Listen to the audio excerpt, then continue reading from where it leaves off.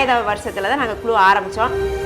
இந்த குழு ஆரம்பித்ததுலேருந்து நாங்கள் குழுவில் சேமிப்பு நாங்கள் முதல்ல போட்டது வெறும் ₹2 மட்டும்தான். இப்போ நாங்கள் ஒரு ஆள் ஒன்று வாரத்துக்கு ₹100 ₹500 நாங்கள் போடுவோம்.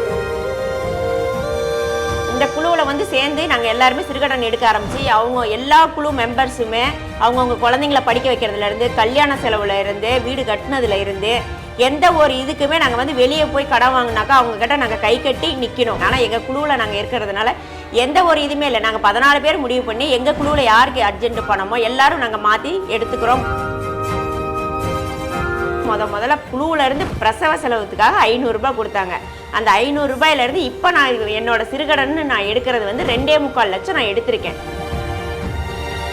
இதை வந்து எல்லாத்தையும் அறுத்து போட்டு நாங்கள் புதுசாக ரெடி பண்ணோம்னாக்கா ஒரு தறிக்கு வந்து எங்களுக்கு 30,000 40,000 ஆகும்.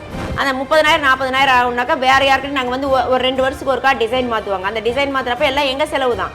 அந்த செலவுக்கு நாங்கள் யார்கிட்ட போய் குழுவில் இருக்கிறதுனால தான் எவ்வளோ நாள் நம்ம பார்த்துக்கலாம் அதை ஏற்றுக்கிட்டு நாங்கள் எல்லாமே குழுவில் இருந்து தான் நாங்கள் எல்லாமே பயன்படுத்திகிட்டு இருக்கோம்.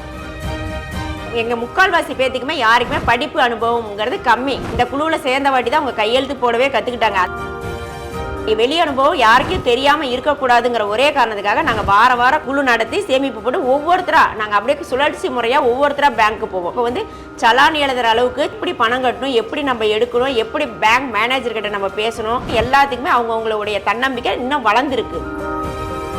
இந்த குடும்பத்தினுடைய ஆணிவேரா நான் நிற்கிறதுக்கு காரணமே இதுதான். என்னோட மகளிர் மன்ற குழுவில் தான். எனக்கு எங்கேயுமே வெளி அனுபவம் எதுவுமே எனக்கு தெரியாது. நான் இப்போ பேங்க்கு போகிறதுலேருந்து எங்கேயாவது குழு மீட்டிங்னு எங்கே கூப்பிட்டாலும் தைரியமாக நான் போயிடுவேன்.